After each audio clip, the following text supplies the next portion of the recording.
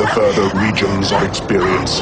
Demons to some, angels to others.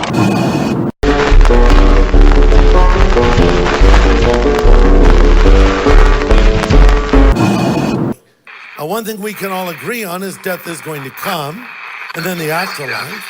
Ecclesiastes 3 says there's a...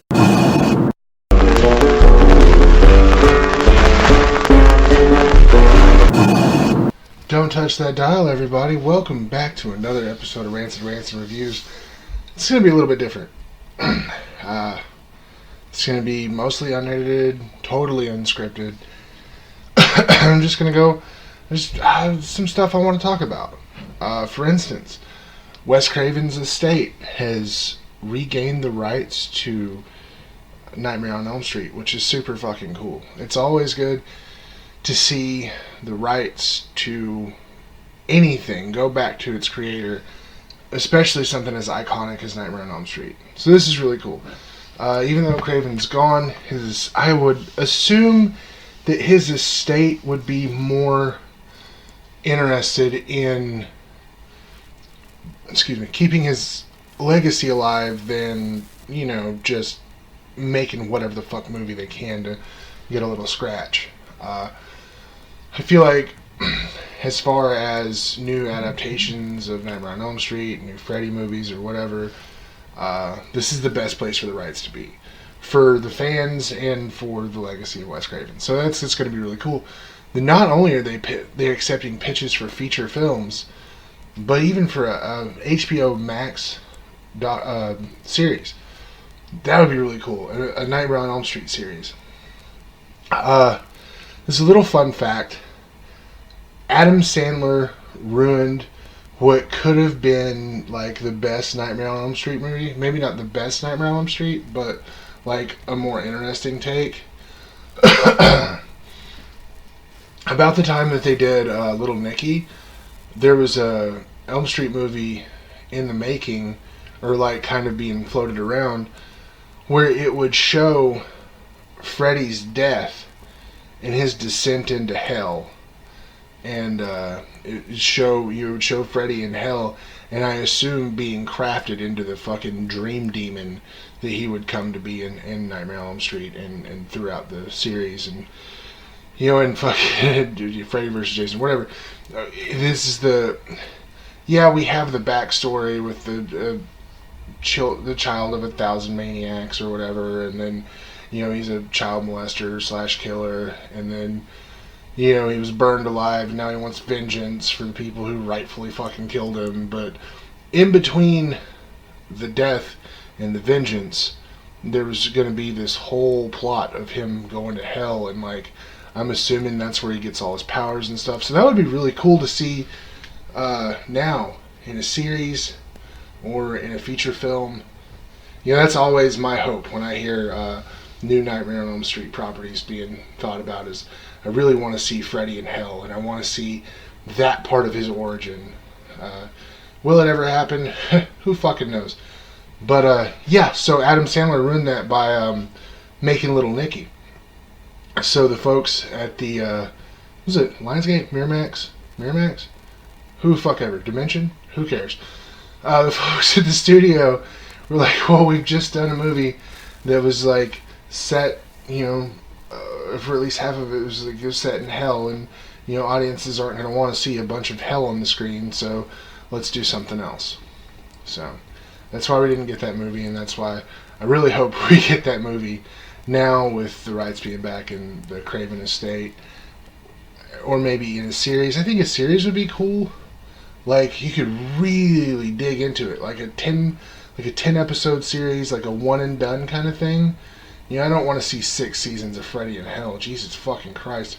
He'd end up turning into some sort of superhero or something with a teenage love interest and be fucking sold off to CW or some dumb shit. But no, like a one and done 10 episode series of Freddy being forged into the Dream Demon and then going back to Elm Street. I think it would be really cool, but that's just me. So some other things in other news, we finally got some little bit of information on that Wrong Turn reboot that's coming. I fucking love Wrong Turn. The sequels, man, I don't really remember the sequels because you know how it goes. But that first one was so dope. It has Wrong Turn has one of my favorite kills in horror history. It's the scene where the chick's in the trees and she screams, and old dude hits her in the mouth with the big axe, and the top of her head sits on top of the axe blade, and her body just falls down the trees. And you just like see her pupils dilate, and it's just so fucking cool. So we've been hearing rumors off and on for like the past year or so about this was going to happen, this is going to happen. So recently we got a trailer. It's really cool. It's neat looking, but it's definitely a departure. It's called Wrong Turn, The Foundation. It's directed by Mike P. Nelson, from a script by Alan B. McElroy. He wrote the original Wrong Turn, which is, you know, obviously the best in the series. But this is a little different. It goes from, instead of, you know, good-looking teenagers in the forest being hunted by inbred rednecks, the synopsis is 6 friends from New York taking a hiking trip to the beautiful West Virginia mountains who unwittingly fall prey to a savage sect known as the Foundation, a community of people who have lived in the mountains since before the Civil War. It has Matthew Modine, Bill Sage, Emma Dumont, Valerie Jane Parker, Cheney Morrow, David Hutchison, Damian Maffei, Dylan McTee. I mean, it's just there's a lot of people in this movie. Jesus fucking Christ, I should edit this. This kind of, it feels like I don't know. It's definitely a reboot. The Foundation, as opposed to just a family of inbreds. But then again, when you look at, you know, they've been living in the mountains since before the Civil War. There's a good chance that these people are inbred as well. I guess we'll have to wait on a trailer to find out. Either way, like, I don't care if it sticks to like the original inbred, deformed cannibals in the fucking woods or whatever. I have faith in it, man, because I really like the concept of just finding yourself in the woods, hunted by people who are already there, whether they're fucking nutcases or like religious fanatics or you know, inbreds or just whatever. I really like that concept because I grew up in a rural area and I spent a lot of time in the woods, and even now as an adult I get into nature as often as possible, and there's always that fear of what's hiding deep in those trees, you know, and I really like movies that play with that. So whatever this turns out to be, I'm definitely going to watch it. I enjoyed the writing in the first Wrong Turn movie, so having the same writer on this reboot really kind of gives me a lot of hope for it. So I really think that'll be cool. I'm really looking forward to it, and it's something I will be keeping an eye on. Expect like trailer reactions and all that shit coming forward for the Wrong Turn reboot. I'm super excited for this, even if, like I said, even if it turns away from what the original franchise did. I think this is going to be a really cool film. I mean, the updated effects that we have now, as opposed to what was there, and what the way that you could work cheaper to get the same punch now with all the, I think it's going to be a good movie, guys.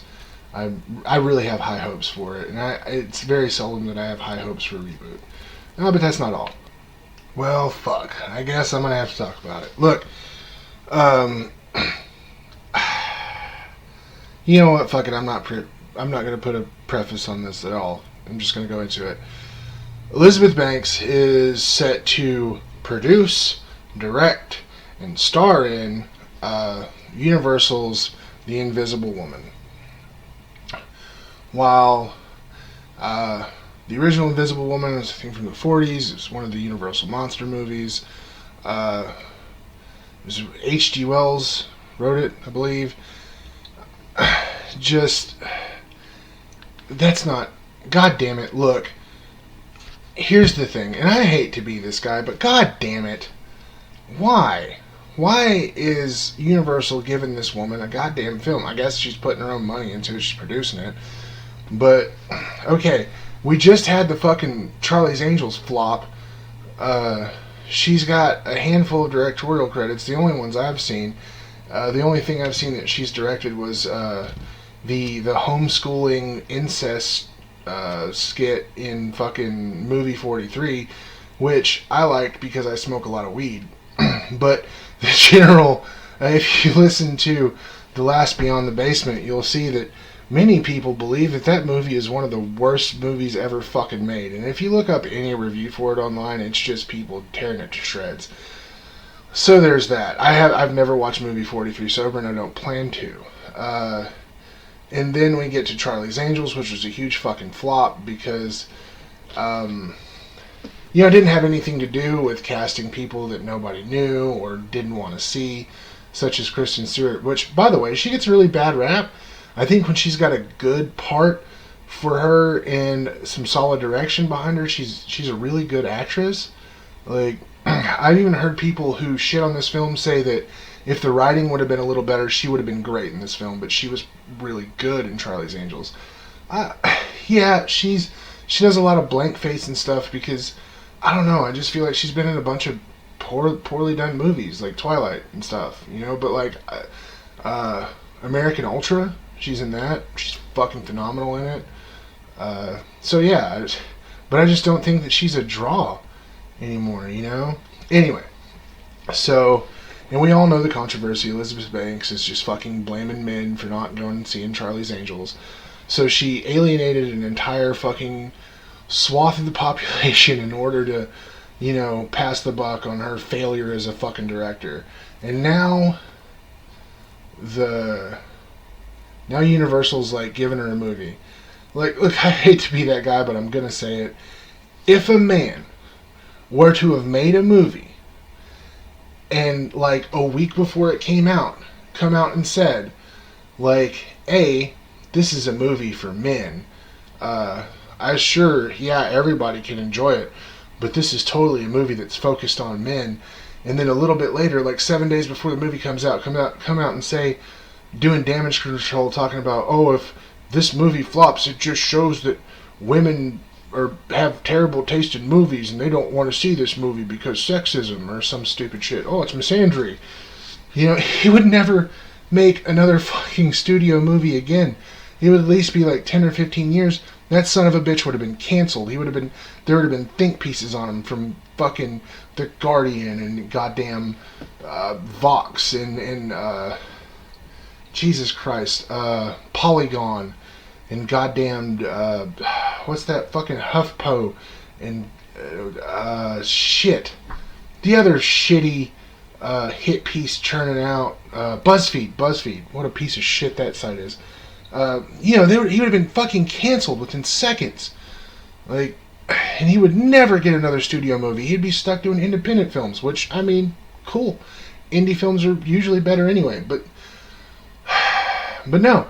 She gets a fucking Universal movie in like what they're trying to roll out as like this new franchise, this new dark universe, which, by the way, I couldn't fucking finish the fucking, what's his name, Tom Cruise Mummy, because it was fucking garbage.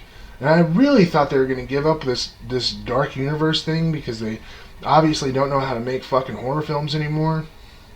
But no, they're giving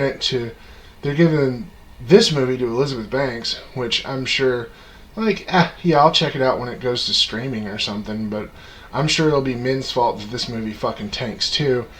And I mean, and then they're giving fucking Paul Feig a film in this dark universe as well. It's like, Jesus fucking Christ, Universal, what the fuck is wrong with you? I just don't understand why they're, I guess maybe the dark universe is, they just want everything to flop, because I mean, Elizabeth Banks is obviously not a good director, and her PR sucks. And there's Paul Feig, who's pretty much the same thing. He's even jumped in you remember the Ghostbusters thing. If you didn't like that, you were a sexist. And now, he's fucking crawling all over people for not liking Charlie's Angels because it's the same thing. Fucking, oh, men are evil and men don't like a movie. It's because sexism. Jesus fucking Christ. I don't know. I have really low expectations for this goddamn Dark Universe. I think it's going to be trash. I think we should just all stick to watching the old Universal monsters. There's a lot there anyway. I would like to see, I don't even know who I would want to direct it. Maybe Mike Flanagan, because I always like seeing Flanagan direct things. Like a true to Mary Shelley's novel version of Frankenstein, with like the beautiful, thoughtful Frankenstein, and he's so intelligent. Like in the novel, he's so intelligent, and he plans ways to ruin Dr. Frankenstein's life. Like the monster is just a really smart prick, and he really gets his revenge. So I'm really looking forward to. They said that there's a new Frankenstein in the works, so that'd be cool. I'd really like to see something more true to the novel as opposed to true to the Universal Monsters version of Frankenstein, which is the Frankenstein that we're all familiar with. But yeah, that would be super cool. But Jesus fucking Christ, this Invisible Woman. I have more faith in the new Invisible Man movie that's being made by Blumhouse, which hasn't made a good movie in a while, than I do for the Invisible Woman. So yeah, Jesus fuck. Hope you guys have enjoyed this. I just wanted to talk about some things, and none of this shit was enough for its own video. So I thought I'd give this some. This is extra helpings for today, man. Happy holidays. We're rolling right. Today is Black Friday. I don't know. This video might come out tomorrow, or whatever. But yeah, man, we're rolling into the holidays. I'm really looking forward to starting to watch Christmas horror movies. Anna and the Apocalypse is on Hulu. I watched that at Knoxville Horror Film Fest last year. It's fucking just a romp. It's a zombie musical comedy, and it's really well done, and the music is super good, and the writing is really well done, and it's beautifully shot, and the performances are great. And it's, I usually wouldn't pitch, really wouldn't want to dig into a musical comedy, even though I do dig a musical every now and then. But Anna and the Apocalypse is super fun, and I believe it's on Hulu. So I'm looking forward to that. Looking forward to getting into, all the Krampus and all the Christmas Horror Story and just all this and that, man. I'm really excited for the holiday season, just for the movies and the joy, man. Look, I know it's a hard time. I mean, for a lot of people, the holiday season, for one reason or another, is tough. I mean, it's financial stress, it's travel, it's seeing people that you are obligated to see that maybe you don't want to see, or whatever it is, man. Just remember, it'll be over in January. If it's something that if you're one of those people that just gets really down on the holidays, man, just remember, it'll be over soon. Just try to enjoy yourself. Connect with. If it's tradition that's getting you down, man, break tradition. You're not obligated to do anything. You do what you have to do to enjoy your holiday season, to make you and those closest to you happy. Do what you got to do to enjoy. Your holiday season isn't there for anybody else. It's there for you. And I mean that, guys. So please try to enjoy yourself over the next month. It's it's going to be hard to go to a fucking grocery store without hearing some goddamn saccharine sweet Christmas music, but just try to enjoy it, man. There's so many other things to be pissed off and bitter and angry about than early Christmas decorations and Christmas music. And I'm only saying this, I'm not preaching. I'm saying this because this is something I realized myself about a week ago. So I just wanted to share that with you guys. I really genuinely hope every one of you who listen to this have a happy holiday season, whether you celebrate Christmas or not. Christmas or whatever holiday you celebrate. I really hope that you have the best one you've had in a long time. And I really want you to take care of yourself. So just be happy, be healthy, and yeah. Thanks for tuning in, guys. This has been an extra helping episode, and I really hope you enjoyed it. Thanks a lot. Thanks for tuning in, ladies and gents. If you enjoyed this, be sure to subscribe and turn on notifications. I upload videos a couple of times a week right here on the Tennessee Horror News YouTube channel. If you want to hear more of my rambling, you can check out the Horror Basement and Beyond the Basement, where I team up with Jim Jam and Johnny to talk about all manner of things, from horror flicks and hauntings to breakfast cereal and box office bombs. Those shows can be found on your favorite podcast platform, including Spotify, SoundCloud, and iTunes. And if you're not on YouTube hearing this, you'll probably already know that after a couple of days, you can find this show on those platforms as well. Check out the description below for all the social media links. Follow me there. Until next time, keep going.